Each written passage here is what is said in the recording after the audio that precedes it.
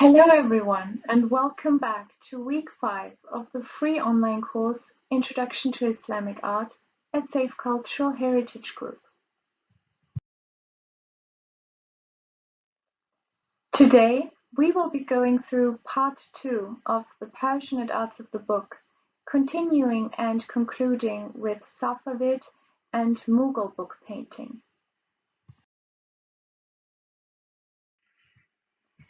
The dense and vibrant compositions we've seen in Timurid painting can also be found in later Safavid courtly manuscripts of the 16th century, particularly during the reign of Shah Tahmasp in Tabriz. From there likely originates the most richly illustrated Shahnameh known. It has so many illustrations that it should rather be called a picture book, and the paintings are of a very high quality. Here you can see to the right an enthronement scene called the Court of Gayumars, the first king of Iran. Everyone is wearing leopard skins because there was no clothing yet, and they lived in harmony with the animals. There is a great variety in the composition. It is very colorful. Again, we have a circular representation leading our gaze to the top center, where Gayumars is sitting. The foliage extends into the margins, which are colorfully decorated with a technique called gold sprinkling. There are a lot of animals and figures hiding within the rocks, so a lot to discover in a single painting. It's a very harmonious and complex composition, and very different from what we've seen in one of the earliest Shahnamehs, here to the left, with only a few figures in a tiny illustration framed by the text. Another famous story of the Shahnameh is that of Zol and the Simurgh, the mythical bird who saved him and brought him up with her own chicks. Later he would become a ruler and father to an important hero named Rustam. Remember this painting on the left from the start of the lecture. Simurgh is part of many popular stories and often illustrated, plus also shown as a decorative ornament on saddles, quivers or tent hangings of rulers, so definitely something to look out for.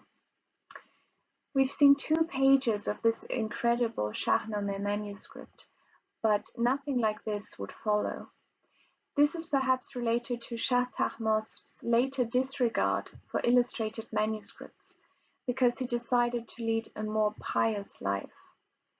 But there is still manuscript illustration, particularly in Shiraz, where many commercial manuscripts were made, but the quality was not as high as in the manuscripts of the courtly workshop.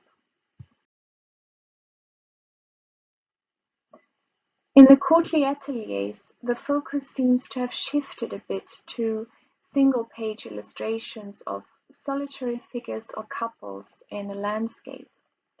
This is particularly the case with Shah Abbas and his new capital, Isfahan, from 1598 onwards. There are also paintings that are very similar in the Chehel Sutun Palace, the one for more private audiences and festivities that we've seen in week 3, here to the left. Many of these paintings are inspired by European painting styles and fashions. For example, this man with his wide-brimmed hat and the lapdog in the center, a typical feature of European portraits. These depictions might be related to shorter poetry, and they are rather atmospheric.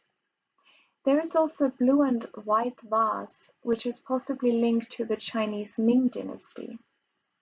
The golden background is reminiscent of the border illustrations we saw in part 1 of the lecture, a bit abstracted here. You can see the delicate outlines of the figures and the lines of the drapery, which can be thick or thin, depending on the force of the brush strokes. The most famous painter of the Isfahani school was Reza Abbasi, who signed many of his works. His specialty were single paintings for albums, or so-called muraqqa, including one or two large figures in abstracted golden landscapes, such as here. Speaking of muraqqa or albums, these were bound collections of calligraphy, painting and drawing in codex format, so in book format. They likely originated from the early 15th century Timurid court and were very popular in Safavid, Mughal and Ottoman culture as a means of collecting and displaying. Here you can see the preface to one of them, which includes a formulaic structure with references to calligraphy as the most important craft in Islam. But some prefaces can even include something akin to an early art history, relating students to masters and establishing a kind of history of the arts and artistic traditions. Here are a few examples of an album in the Austrian National Library. You can see different compositions, from single-page figures on the left to multiple figure compositions, calligraphic specimens, paper collages here at the top, drawn designs, and even playing cards pasted into the frame at the bottom right. The frames are decorated with different ornate motifs. Often two have the same decoration and are then likely meant to be arranged next to one another. These borders can unify the whole collection, but it is also sometimes the case that many pages are only added by later patrons and not by the original compiler. These muraqqa were also quite popular in Mughal India. If we turn to Mughal India, the first to mention is Babur, who was a descendant of Timur and Genghis Khan. He defeated the Sultan of Delhi in 1526 and founded the Mughal Empire. But he only reigned for 4 years, and as such he was not a great patron of manuscripts, but his memoirs and his legacy remained important for subsequent emperors.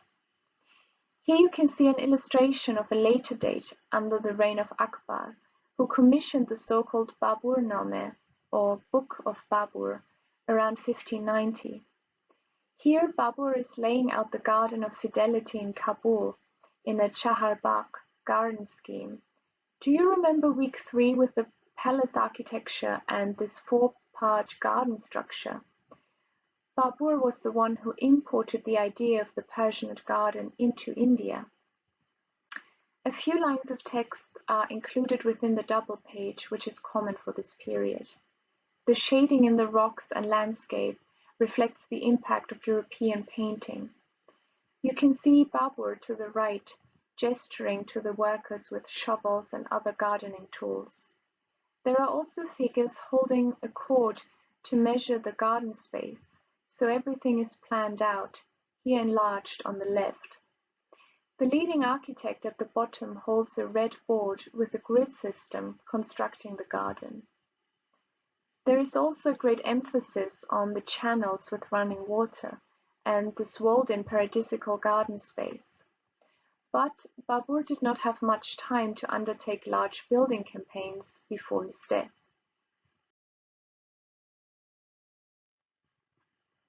He was succeeded by Humayun, here to the right, who had a fragmented reign because he was chased out of India at one point. But for an extended building program you need stability. He was overthrown and fled to the court of Shah Tahmasp in Iran. When he came back with an Iranian army to take back his throne, he brought many Persian artists and objects to India, thereby shaping the Mughal artistic style. In his entourage were some of the best artists of Shah Tahmasp's imperial workshop. This painting is a particularly fascinating one, probably painted by one of the Iranian artists accompanying him. But it is painted on cloth, which is rather an Indian practice.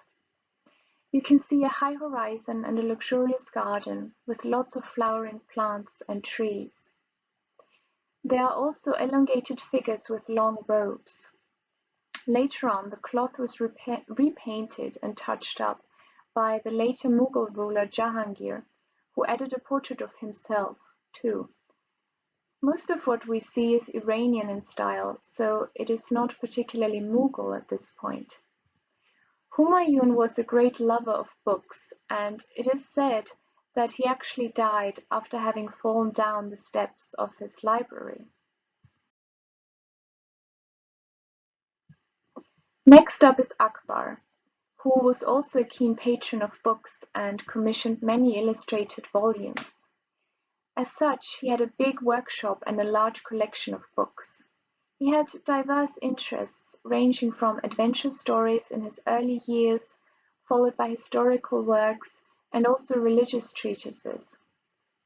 To the left, you have a page of the Tutiname, or Tales of the Parrot, from a series of stories in frame narrative. Do you remember the fable book Kalila and Dimna from last week?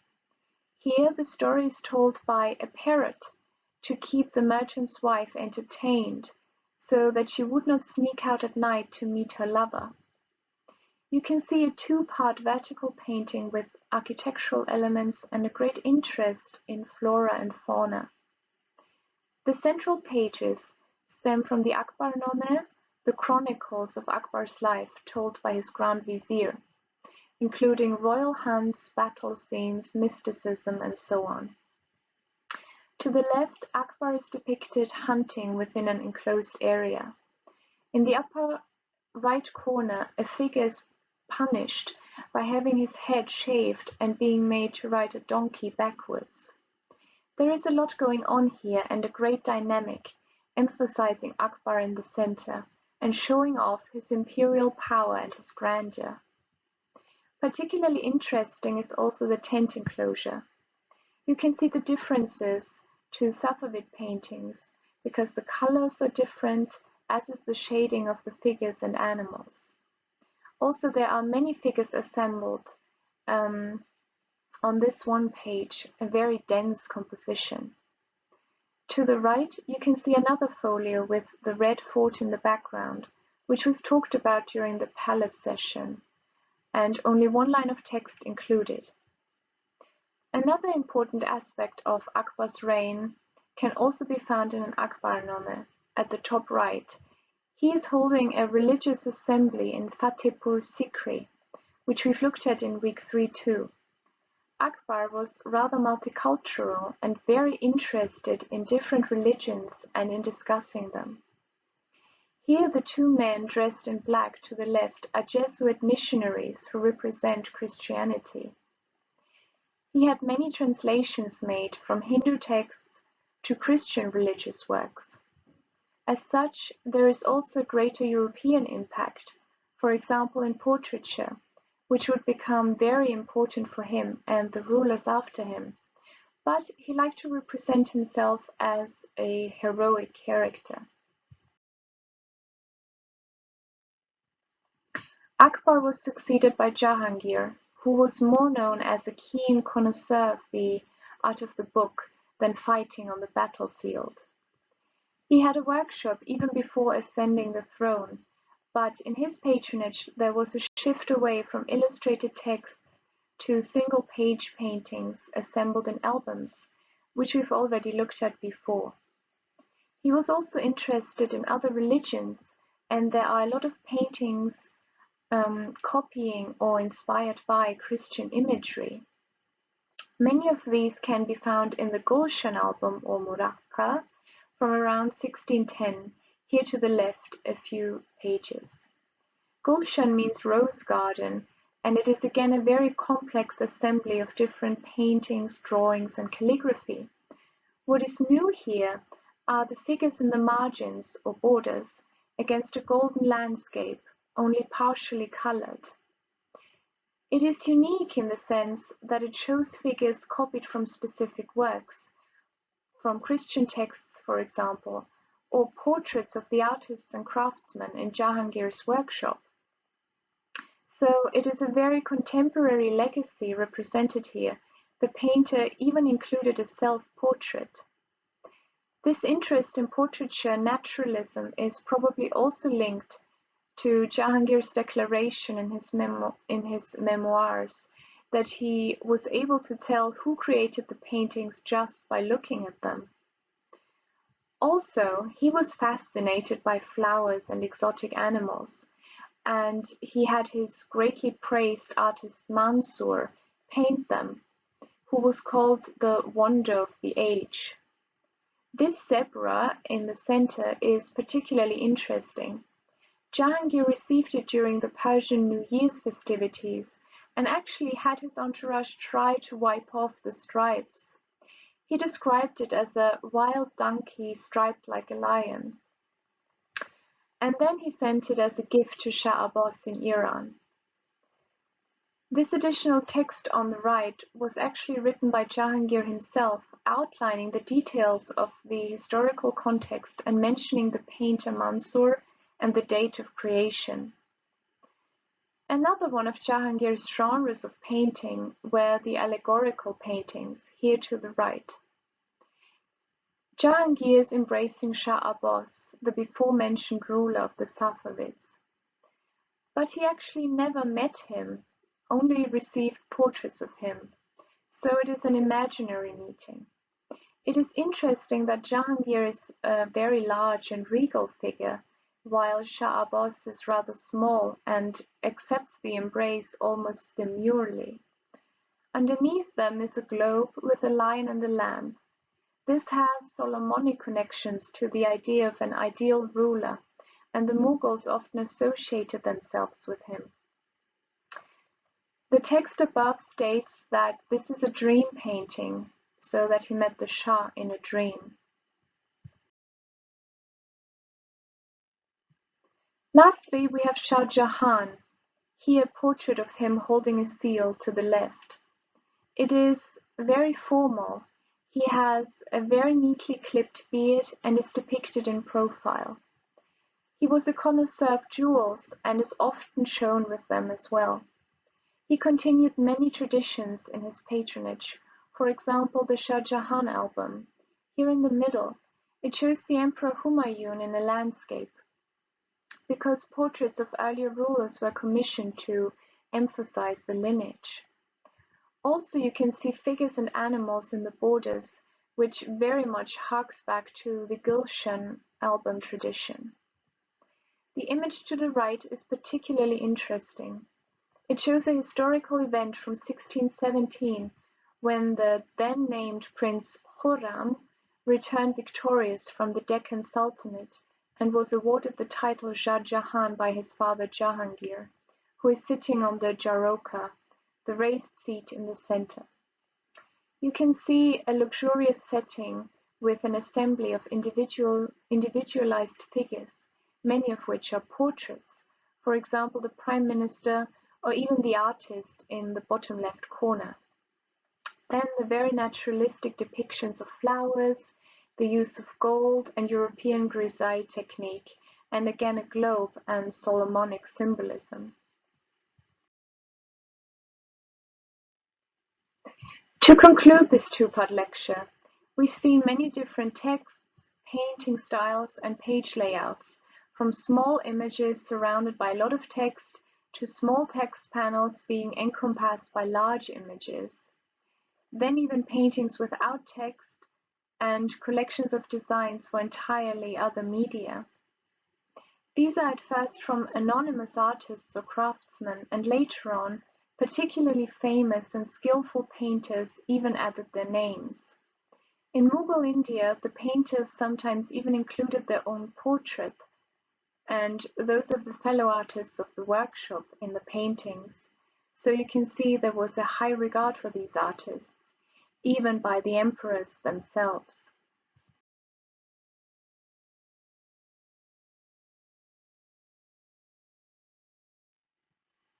I hope you enjoyed today's lecture.